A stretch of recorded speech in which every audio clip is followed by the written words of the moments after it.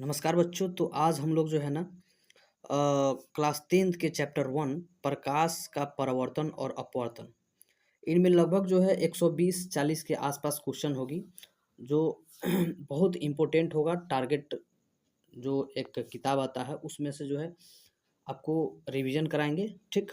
क्योंकि बहुत सारे बच्चे ऐसे होते हैं कि किताब को छूते ताहत नहीं है, ठीक। वो जो है मोबाइल से ही ऑब्जेक्टिव जो है खासकर यूज करते हैं, देखते हैं। तो मैंने सोचा कि आपके लिए इसको जो है और सुलभ बना दें कि जो बच्चा जो है गाइड खरीदने के बाद भी अपना जो है ऑब्जेक्टिव याद नहीं कर पाता है, उनके लिए मैं ऑनलाइन ही इसको ऑब्जेक्टिव को जो है ला दिया हूँ, ठीक। तो हम लोग आज जो है लगभग 60 से 70 प्रश्न का जो है रिवीजन करने वाले हैं, ठीक। तो सबसे पहले जो है यहाँ पे प्रश्न दे रहा है, फोकस दूरी 20 cm के अवतल दर्पण का वक्रता त्रिज्या क्या होगा। तो आप लोग क्लास 10th में जो है ना पढ़े होंगे कि F बराबर R/2 होता है, यानी R बराबर 2F होता है ना। R बराबर अगर देखा जाए तो 2F होता है। तो हमारा जो यहाँ पे देखिए, तब फोकस दूरी दे दिया है, कितना दिया है फोकस दूरी 20। तब यहाँ पे R हमको निकालना है, तब 2F होगा। तो 2 गुने F का मान हमारा 20 दिया हुआ है, तो 2 गुने F यानी 20, तो ये हमारा टोटल कितना हो जाएगा 40। तो देखिए, तो इसमें 40 आंसर है कहीं क्या, तो 40 यहाँ पे है, तो 40 मारिए, ठीक। तो एक नंबर का आंसर कितना हो जाएगा 40। और दूसरका का देखिए, कांच की करा है, कांच की एक समानांतर पट्टिका, इसको हटा देते हैं। कांच की एक समांतर पट्टिका पर श्वेत किरणें की तिरछी आपतित होती है, निम्नांकित में कौन से प्रथम अपवर्तन के साथ घटित होगा। मतलब कह रहा है कि एक जो है श्वेत पट्टिका पर अगर तिरछी आपतित हो रहा है, मतलब किरण आ रहा है, तो निम्नलिखित में से सर्वप्रथम अपवर्तन के साथ घटित कौन होगा। तो इसमें आपका आंसर हो जाएगा ए। कौन होगा, ए आंसर हो जाएगा, ठीक। आगे देखते हैं, उत्तल दर्पण में अधिकतम आवर्धन का अधिकतम मान कितना होता है। तो आवर्धन का अधिकतम मान अगर देखा जाए तो यहाँ पे 1/2 होगा, यानी आधा होता है लगभग, ठीक। अब देखो यहाँ पे देखा जाए 4 नंबर दे रहा है क्वेश्चन क्या, किसी वस्तु का अवतल दर्पण द्वारा बना प्रतिबिंब आभासी सीधा वस्तु से बड़ा पाया गया तो वस्तु की स्थिति कहाँ होना चाहिए।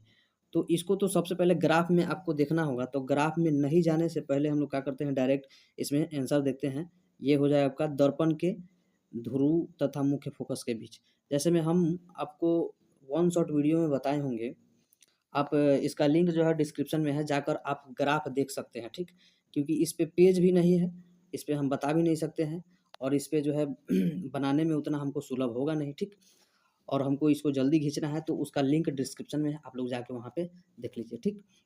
ताकि ये वीडियो लंबा भी ना हो ज़्यादा, क्योंकि इसमें हम जो है सिर्फ ऑब्जेक्टिव का बात करने वाले हैं, ठीक। अगला देखते हैं, फोकस दूरी 10 cm के अवतल दर्पण द्वारा उत्पन्न आवर्धन धनात्मक होगा यदि वस्तु का दूरी मान होगा तो यहाँ पे आपको सबसे पहले एक चीज़ देखना है कि देखिए फोकस दूरी आपका कितना दे रहा है 10 cm दे रहा है।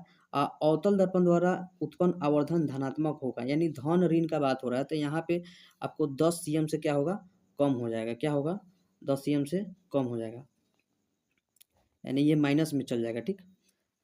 आगे देखते हैं, फोकस दूरी, फोकस से ध्रुव की ओर आने वाले अवतल दर्पण का आवर्धन मान क्या होगा। तो ये आपका आंसर हो जाएगा बढ़ता है। क्या हो जाएगा, बढ़ता है। आगे देखते हैं, साथ में एक अवतल दर्पण के प्रधान अक्ष पर चलती चींटी की प्रतिबिंब सीधा तथा बढ़ता जा रहा है तो चींटी की गति की दिशा क्या होगा। तो चींटी की गति की दिशा क्या होगा, तो उसके लिए देखिए यहाँ पे एक नंबर में दिया हुआ है फोकस से वक्रता केंद्र की ओर, फोकस से ध्रुव की ओर, और तीसरा दे रहा है ध्रुव से फोकस की ओर। इनमें से कोई नहीं, तो इनमें से आपको ये हो जाएगा फोकस से ध्रुव की ओर अगर बढ़ेगा तो उसका जो है आकार धीरे धीरे बढ़ता जाता है। बात समझ रहे हैं। जैसे ही ध्रुव की ओर जाता है कोई भी वस्तु, जितने आगे जाएगा ध्रुव के नज़दीक उतने जो है क्या होगा, बड़ा होता जाएगा, ठीक। आगे देखिए, आगे दे रहा है, यदि किसी बिंब का प्रतिबिंब का आवर्धन ऋणात्मक है तो उस प्रतिबिंब की प्रकृति क्या होगा। यानी ऋणात्मक कह रहा है, तो ऋणात्मक होगा तो कन्फर्म है कि वास्तविक उल्टा होगा, वास्तविक और उल्टा होगा। चलिए आगे देखिए, यदि अवतल दर्पण का निचला आधा भाग टूट जाए तो तो प्रतिबिंब कैसा बनेगा, ठीक। यानी अगर निचला भाग जो है ना किसी भी दर्पण का टूट जाता है तो उसका प्रतिबिंब क्या बनेगा, तो तीव्र बनेगा और कम बनेगा। क्या बनेगा, तीव्र कम बनेगा, कम तीव्र बनेगा। मतलब जो तेजी से बनता था ना पहले, वो जो है क्या होगा, धीरे धीरे बनने लगेगा, कम तीव्र बनेगा, ठीक। यानी सी नंबर इसका आंसर हो जाएगा। अगला, वायु का निरपेक्ष अपवर्तनांक क्या होता है, तो निरपेक्ष अपवर्तनांक 1 से अधिक होता है। क्या होता है, 1 से अधिक होता है। अगला देखते हैं निम्नलिखित में किसका अपवर्तनांक सबसे कम होता है, सबसे कम किसका अपवर्तनांक होता है, तो यहाँ पे तारपीन दे रहा है, बेंजीन दे रहा है, पानी दे रहा है, केरोसिन दे रहा है, तो ये सब तो अधिक ही होता है, इसका इसका इसका सब अधिक होता है, और इसका क्या होता है, सबसे इसमें कम होता है। आगे देखते हैं, एक प्रकाश किरण के समतल दर्पण पर लंबवत आपतित होती है तो परावर्तन कोण का मान क्या होगा। मैंने लंबवत आ रहा है तो कन्फर्म 90 डिग्री होगा जी। हाँ 90, लंबवत ना गिर रहा है। एक प्रकाश की किरण समतल दर्पण है, मान लीजिए कि समतल दर्पण बना दिए, दर्पण है तो लंबवत गिर रहा है तो आपतित किरण क्या होगा, ऐसे होगा। यानी देखा जाए तो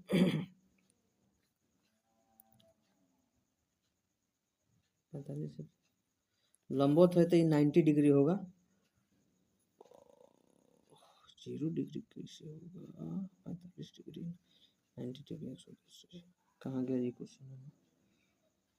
एक प्रकाश की किरण समतल दर्पण पर लंबवत आपतित होती है तो परिवर्तन कोण का मतलब, हाँ हाँ हाँ हाँ, बात समझ में आ गई। यहाँ पे कहने का मतलब है यहाँ से नहीं आ रहा है जी, ये जो है ना ये हो रहा है ऐसे। क्वेश्चन क्या कह रहा है पहले इसको समझिए। मान लीजिए कि हम इधर से कोई प्रकाश भेज रहे हैं, इधर से प्रकाश भेजे तो कन्फर्म है ये लौटेगा, अपने ही अक्ष पे लौट जाएगा। तो यहाँ पर तो 0 डिग्री बना, तो यानी 0 डिग्री है ना, हाँ, तो इसका आंसर हो जाएगा 0 डिग्री। यानी प्रकाश जब हम लंबवत डालेंगे तो कन्फर्म है ही वापस उसी अवस्था में लौट जाएगा। जैसे हम लोग पहले ऐसे डालते थे ना, यहाँ पे डाले तो इधर निकलता था, 90 डिग्री का बना देता था कोण।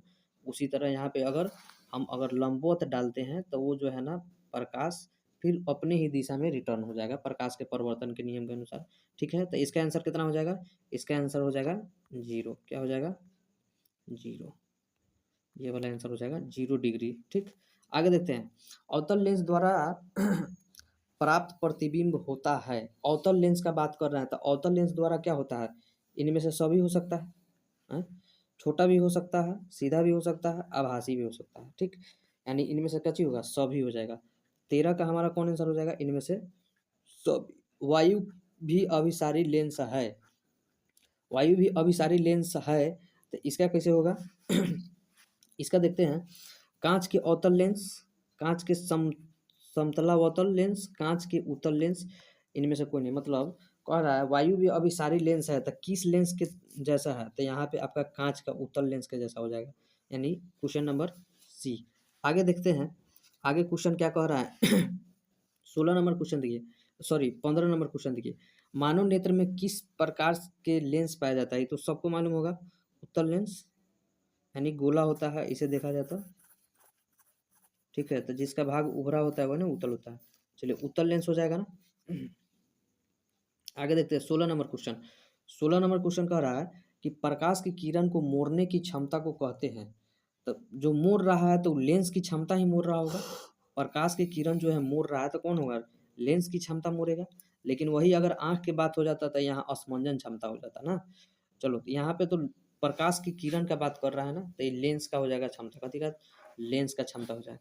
आगे देखते हैं, आगे क्वेश्चन कह रहा है कि जल जल की एक गोलीय बूंद को व्यास के अनुदिश आपतित किरण की कितनी बार अपवर्तनांक होगा, तो यानी अपवर्तनांक कह रहा था एक बार ही होगा, कितना बार होगा, एक बार ही होगा। आगे देखिए आगे क्या कह रहा है, अगला क्वेश्चन आपका दे रहा है लेंस का मुख्य फोकस की संख्या कितनी होती है, तो लेंस की मुख्य फोकस कितना होता है जी, तो लेंस का मुख्य फोकस होता है 2 गो, लेंस का मुख्य फोकस होता है 2 गो, कितना होता है 2 गो। आगे देखिए अगला क्वेश्चन, समतल दर्पण द्वारा बना प्रतिबिंब होता है, तो ये होता है आपका काल्पनिक हो जाएगा, कथी, काल्पनिक। काल्पनिक हमेशा सीधा होता है, ये बात मालूम है, काल्पनिक हमेशा क्या होता है, सीधा। और वास्तविक हमेशा क्या होता है, उल्टा होता है। चलिए अगला क्वेश्चन देखते हैं। अगला क्वेश्चन क्या कह रहा है, 20 नंबर क्वेश्चन देखिए, सरल सूक्ष्मदर्शी का उपयोग उपयोग में किसका उपयोग होता है, मतलब सरल छोटा चीज को बड़ा बनाने का काम करता है। तो छोटा चीज को बड़ा बनाने का काम कौन करता है, अवतल दर्पण करता होगा। उत्तल उत्तर अच्छा यहाँ पर लेंस का बात कर रहा है ना। सरल सूक्ष्मदर्शी में किसका उपयोग होता है, तो यहाँ लेंस होगा। लेंस में उत्तल लेंस हो जाएगा, ठीक।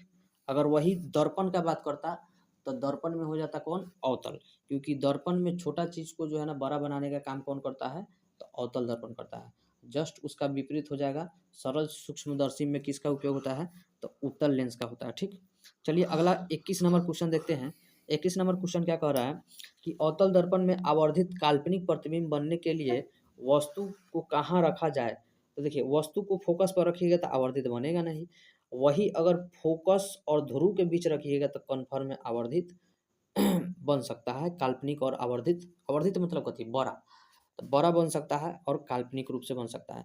इसका जो है हम ग्राफ बनाए हैं, डिस्क्रिप्शन में लिंक है, जाइए देखिए, पूरा क्लियर हो जाएगा आपका डाउट। ओके, यहाँ पर तो हम क्लियर बता नहीं सकते हैं क्योंकि हम ऑब्जेक्टिव क्लियर करने वाले हैं यहाँ पे। आगे देखिए अगला क्वेश्चन दे रहा है क्या, अगला क्वेश्चन दे रहा है किसी दर्पण की फोकस दूरी चिन्हों की परिपाटी के अनुसार ऋणात्मक मानी जाती है। कहने का मतलब है कि किस दर्पण का फोकस दूरी, फोकस दूरी किस दर्पण की फोकस दूरी चिन्ह परिपाटी हम पढ़ाए हुए हैं, लिंक डिस्क्रिप्शन में है, जाके देखिए। चिन्ह परिपाटी के अनुसार अनुसार ऋणात्मक मानी जाती है, माने कोना दर्पण का जो है फोकस दूरी चिन्ह परिपाटी के अनुसार ऋणात्मक मानी जाती है। तो यहाँ पे अवतल, जैसे हम बताए थे ना दर्पण में कि जिसका उभरा हुआ भाग है वो धनात्मक में आ जाएगा, जिसका धंसा हुआ है वो ऋणात्मक में आ जाएगा। तो यहाँ पे जो है ना फोकस दूरी अगर ऋणात्मक कर रहा है तो अवतल दर्पण का होगा, कथी, अवतल, क्योंकि इसका धंसा होता है कथी होता है, धंसा हुआ होता है। चलिए आगे देखते हैं। 23 नंबर क्वेश्चन क्या कर रहा है, 23 नंबर में क्वेश्चन कर रहा है निम्नलिखित में से किस लेंस को अपसारी लेंस कहा जाता है। तो निम्नलिखित में किस लेंस को अपसारी लेंस कहा जाता है, तो अवतल, अवतल लेंस को कहा जाता है, अवतल है जी, हाँ। चलो आगे देखते हैं। 24 नंबर क्वेश्चन क्या कर रहा है, एक अभिसारी किरण पुंज समतल दर्पण पर आपतित होती है, मतलब एक अभिसारी किरण पुंज अगर समतल दर्पण पर आपतित होती है मतलब जाके गिरती है, तब परावर्तित किरण पुंज क्या होगा। परावर्तित किरण पुंज क्या होगा, तो अभिसारी ही होगा, क्या होगा, अभिसारी ही होगा। अभिसारी पे मारिए आगे देखिए, किसी समतल दर्पण द्वारा आवर्धन होता है, अगर किसी समतल दर्पण का अगर आवर्धन मापा जाए तो आवर्धन क्या होगा, तो आवर्धन आपका +1 हो जाएगा, क्या होगा, +1 हो जाएगा, यानी ए नंबर आंसर जो है सही है। अगला देखिए 26 नंबर क्वेश्चन क्या कर रहा है, निम्नलिखित में से किस दर्पण द्वारा किसी वस्तु का आभासी प्रतिबिंब मिल जाता है, मतलब कह रहा है कि 4 गो ऑप्शन दिया हुआ है, इसमें से किस दर्पण के द्वारा जो है ना वस्तु का जो है आभासी, आभासी का मतलब कथी, काल्पनिक, काल्पनिक प्रतिबिंब मिल जाता है। तो यहाँ पर देखा जाए तो समतल के द्वारा भी आभासी मिलता है, समतल के द्वारा भी मिलता है, उत्तल के द्वारा भी मिलता है, अवतल के द्वारा भी मिलता है, तीनों के द्वारा मिलता है। तो इनमें से सभी जो है इसका आंसर हो जाएगा, ठीक। चलिए अब 27 नंबर क्वेश्चन देखते हैं। 27 नंबर क्वेश्चन कह रहा है आकाश का नीला रंग होना किस परिघटना पर निर्भर करता है। तो परिघटना मतलब प्रकीर्णन, प्रकाश का प्रकीर्णन होता है तभी ना जो है नीला रंग दिखाई देता है अंतरिक्ष से। बात समझ में आ रहा है, आगे देखिए। आगे क्वेश्चन कह रहा है क्या आगे क्वेश्चन कह रहा है विरल माध्यम से सघन माध्यम में जाने, विरल माध्यम से सघन माध्यम में सघन माध्यम में जाती हुई किरण मुड़ जाती है, तो किधर मुड़ेगी, अविलंब की ओर मुड़ेगी, कन्फर्म है। तो यहाँ पर किधर गया, अविलंब की ओर, ए नंबर को, ए नंबर मारिए, ए नंबर कची, ए नंबर चलिए कैसे ए नंबर कैसे, तो मान लो कि यहाँ पर जो है तुम्हारा सघन है, ये विरल है, तो यहाँ से आएगा तो कन्फर्म है ऐसे मुड़ के ऐसे निकलेगा, होगा ना जी, ये आपतित पौर्तित निर्गत ना। चलो आगे देखते हैं अगला क्वेश्चन 29 नंबर। 29 नंबर क्वेश्चन क्या कह रहा है कि निम्नलिखित में से किस लेंस को फोकस दूरी धनात्मक होती है, माने कौना लेंस के जो है ना फोकस दूरी धनात्मक होती है। तो बोले है ना उभरा हुआ रहेगा जिसका प्लस होगा, उभरा हुआ प्लस मतलब क्या, उत्तल, उत्तल का जो है क्या होता है, फोकस दूरी धनात्मक होता है। चिन्हों की निर्देशांक परिपाटी में धनात्मक फोकस दूरी होता है। चिन्हों के निर्देशांक निर्देशांक परिपाटी में धनात्मक फोकस दूरी किसका होता है? तो इसका 1 नंबर में दे रहा है उत्तल लेंस, 2 नंबर में दे रहा है अवतल लेंस, और 3 नंबर में दे रहा है अवतल दर्पण की, और 4 में दे रहा है ए और बी दोनों, मतलब उत्तल और अवतल दोनों। तो यही होगा, 4 नंबर वाला होगा, 4 नंबर, क्योंकि चिन्ह परिपाटी के अनुसार जाकर देखिएगा तो उत्तल लेंस और उत्तल दर्पण दोनों का जो होता है ना, फोकस दूरी धनात्मक ही होता है। ठीक, आगे चलिए। निर्देशांक चिन्ह परिपाटी में सभी दूरियां मापी जाती है, मतलब सभी दूरियां जो है कहाँ से मापी जाती है? तब यहाँ पे निर्देशांक कह रहा था, मतलब यहाँ से जैसे देखा जाए 0, तो यहाँ से पूरा मापा जाता है, मतलब पूरा केंद्र से मापा जाता है। ठीक, केंद्र से ही पूरा दूरिया क्या होता है, मापा जाता है। तो यहाँ पर केंद्र तो नहीं दे रहा है, वक्रता केंद्र दे रहा है। तो यहाँ पर 31 का कथी हो जाएगा, 1 मिनट, यहाँ पर हम एक जो है दर्पण बनाए, यहाँ केंद्र हो गया, यहाँ से यहाँ आर हो गया, यानी ये रेडियस, ये ध्रुव हो गया आपका। यहाँ देखिए ध्रुव से मापा जाता है, कहाँ से मापा जाएगा, ध्रुव से। ये आपका केंद्र हो गया। तो कभी भी दूरी जो है मापा जाता है किसी चीज़ का, क्योंकि हम ये गोलीय दर्पण ले रहे हैं, तो बीचों बीच काटेंगे तो एक अवतल बनेगा, एक उत्तल बनेगा। तो यहाँ ध्रुव से मापा जाता है। निर्देशांक चिन्ह परिपाटी में दूरियां कहाँ से मापी जाती है, तो ध्रुव से मापी जाती है, यानी पोल से मापी जाती है। समझ में आ गया? आगे देखिए, 32 नंबर क्वेश्चन कह रहा है कि सघन माध्यम के विरल माध्यम में गमन करने पर आपतन कोण और परावर्तन कोण में क्या संबंध है? तो मतलब आपतन कोण बराबर परावर्तन कोण होता है। आपतन कोण बराबर परावर्तन कोण, यानी sine I by sine R, sine I बराबर साइन आर। तो यानी बी नंबर क्वेश्चन यहाँ पे बी नंबर सही हो जाएगा। कथी हो जाएगा? बी नंबर सही हो जाएगा। क्वेश्चन क्या कह रहा है, सघन माध्यम में विरल माध्यम में गमन करने पर आपतन कोण यानी आई, 0 दे रहा है क्या जी, आई नॉट इक्वल टू 0 और अपवर्तन कोण आर में क्या संबंध है? यानी आई जो है 0 के बराबर नहीं है, तब क्या होगा? तो यहाँ पे जो है ना आपका आई से बड़ा कौन हो जाएगा, आर हो जाएगा। अगर यही चीज़ खाली अगर कोण के बारे में पूछता है, इसके बारे में, तो यहाँ पर साइन आई जो है इक्वल हो जाता है आपका साइन आर के। लेकिन यहाँ पे क्वेश्चन पूछ क्या रहा है, मेन यहाँ पे देखिए, आई नॉट इक्वल टू 0, मतलब आई नॉट इक्वल टू 0, इसका मतलब कथी, आई जो है less than R, less than R, यानी आर मोर देन क्या हो जाएगा, ग्रेटर देन क्या हो जाएगा, आई। तो यानी आर ग्रेटर देन आई। ठीक, तो यहाँ पे सी नंबर आपका जो है क्या हो जाएगा, आंसर सही हो जाएगा। उसके बाद देखिए 33 नंबर क्वेश्चन दे रहा है। 33 नंबर क्वेश्चन दे रहा है कि निम्नलिखित में कौन से पदार्थ लेंस के प्रयुक्त नहीं है, लेंस बनाने के लिए प्रयुक्त नहीं है? तो जल तो एकदम नहीं है, जल एकदम जल नहीं है, प्लास्टिक नहीं है, मिट्टी नहीं है। तो इसका आंसर क्या हो जाएगा, कांच हो जाएगा। कांच जो है लेंस बनाने के लिए क्या होता है, प्रयुक्त होता है। चलिए आगे देखते हैं 34 नंबर क्वेश्चन क्या कर रहा है। 34 नंबर क्वेश्चन कह रहा है जी एक उत्तल लेंस की डायोप्टर एक एक उत्तल लेंस की क्षमता एक डायोप्टर है, तो उसका लेंस की फोकस दूरी है, तो उसका फोकस दूरी प्लस 100 cm हो जाएगा। कितना हो जाएगा, प्लस 100 cm हो जाएगा। ठीक, चलिए आगे देखिए 35 नंबर क्वेश्चन कर रहा है। 35 नंबर क्वेश्चन कर रहा है किसी बिंब का वास्तविक तथा समान साइज का प्रतिबिंब प्राप्त करने के लिए बिंब को उत्तल लेंस के सामने रखा जाना चाहिए। माने बिंब को उत्तल लेंस के सामने रखा जाना चाहिए, मतलब कहाँ रखा जाना चाहिए? तो अगर आप लेंस के मुख्य फोकस पर रखेंगे तो नहीं हो सकता है। फोकस दूरी की 2 गुना दूरी पर रखेंगे तो हो सकता है, एकदम हो सकता है। अनंत पर नहीं होगा, लेंस के प्रकाशित केंद्र के मुख्य फोकस ये भी नहीं होगा। यानी आपका बी नंबर आंसर क्या हो जाएगा, बी नंबर सही हो जाएगा। फोकस पर रखिएगा तो आपका जो है समान रूप से बन जाएगा। फोकस के दुगुना रखिएगा तो समान रूप से बन जाएगा। ठीक, आगे देखिए, आगे क्वेश्चन क्या कर रहा है, 36 नंबर क्वेश्चन कर रहा है। 36 नंबर क्वेश्चन क्या कर रहा है कि किसी गोलीय दर्पण तथा किसी पतले गोलीय लेंस दोनों की फोकस दूरियां -15 cm है, तो दर्पण तथा लेंस में संभवतः है। मतलब अगर फोकस दूरी अगर देखा जाए, कहाँ गया जी, गोलीय दर्पण तथा किसी पतले गोलीय लेंस की दोनों का फोकस दूरी -15 cm है, मतलब माइनस में दे रहा है, तो दर्पण तथा लेंस में संभवतः दोनों कच ही होगा। हम बताए हैं ना उस समय, उत्तल का बात करें, उत्तल और उत्तल, हाँ उत्तल दोनों, उत्तल लेंस और उत्तल दर्पण का बात करें तो उसका फोकस दूरी प्लस में हो जाएगा हमेशा, पहले ही बताया है।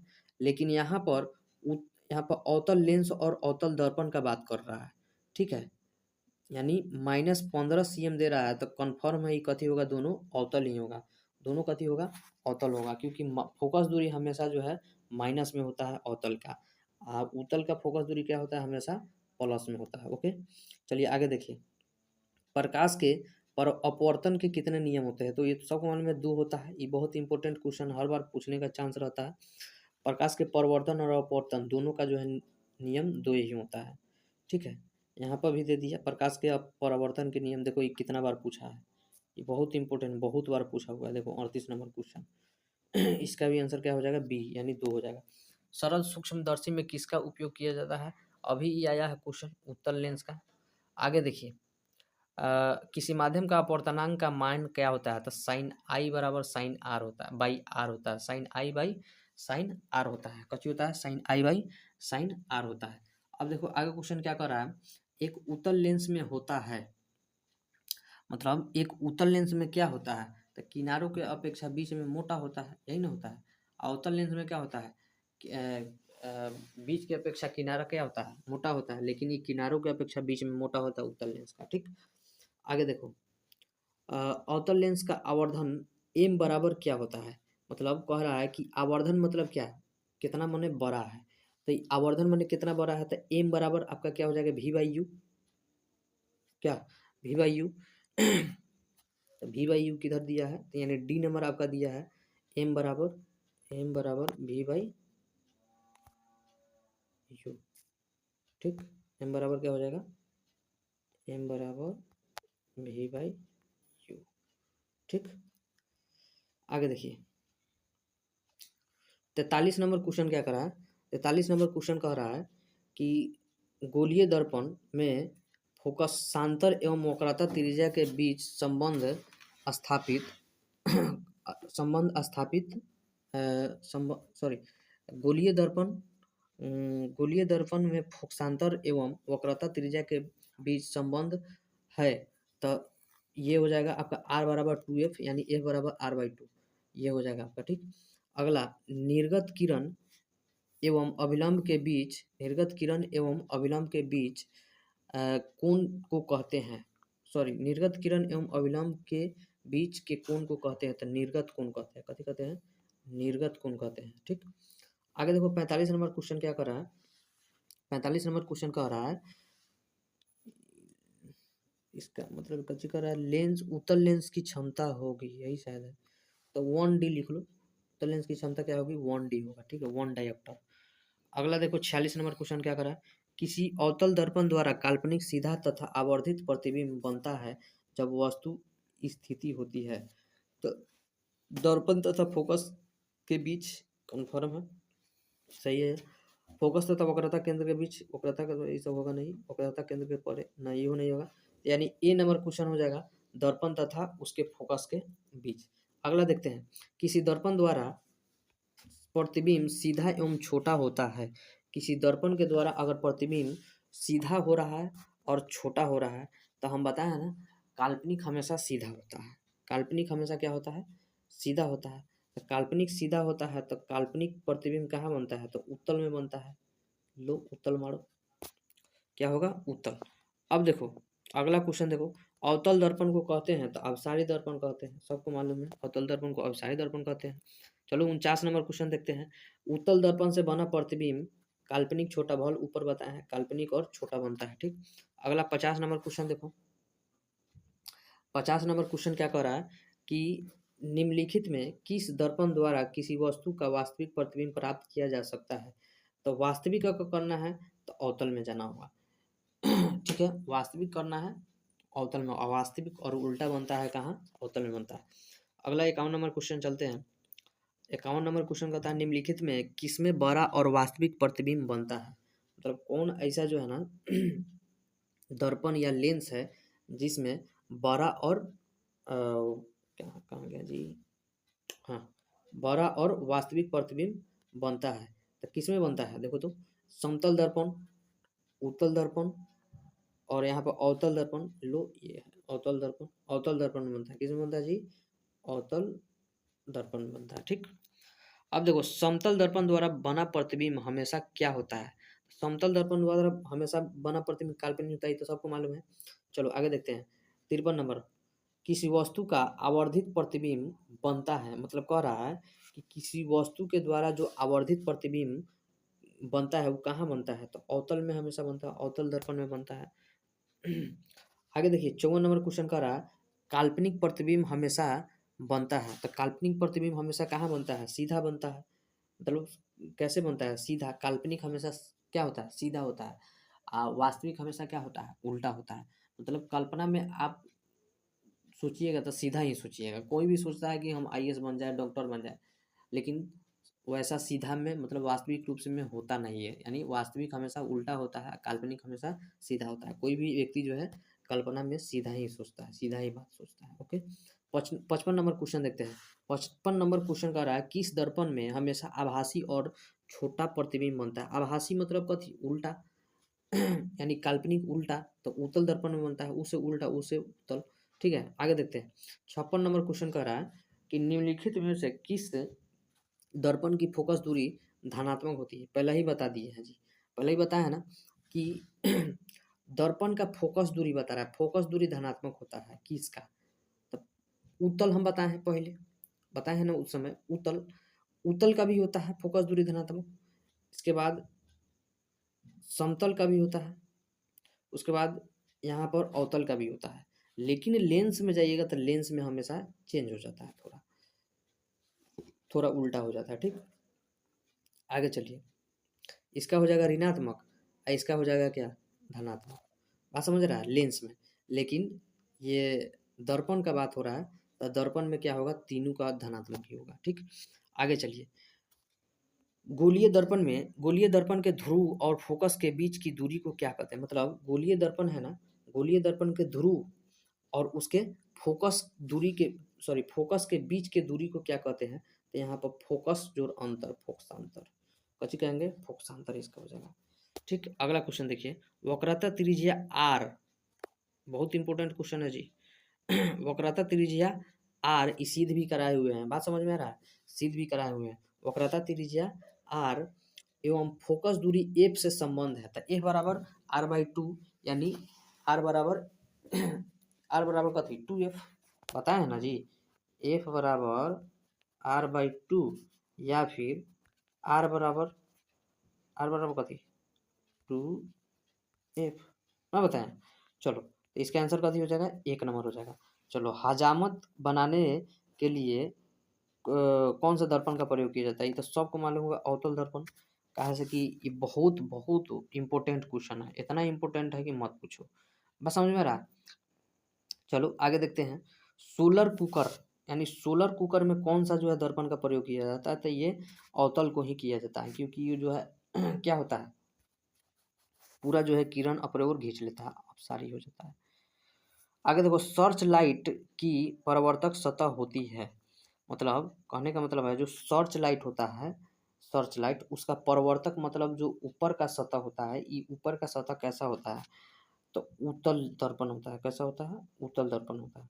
चलो ठीक है, लंबा हो जाएगा वीडियो, अब बोरिंग भी फील करने लगोगे, इसके लिए बाद में एक पार्ट 2 वीडियो डालेंगे, जिसमें 60 ऑब्जेक्टिव और डालेंगे, जिसमें पूरा तरह से जो है लगभग खलास कर दिया जाएगा। ठीक है, तो धन्यवाद, मिलते हैं नेक्स्ट वीडियो में।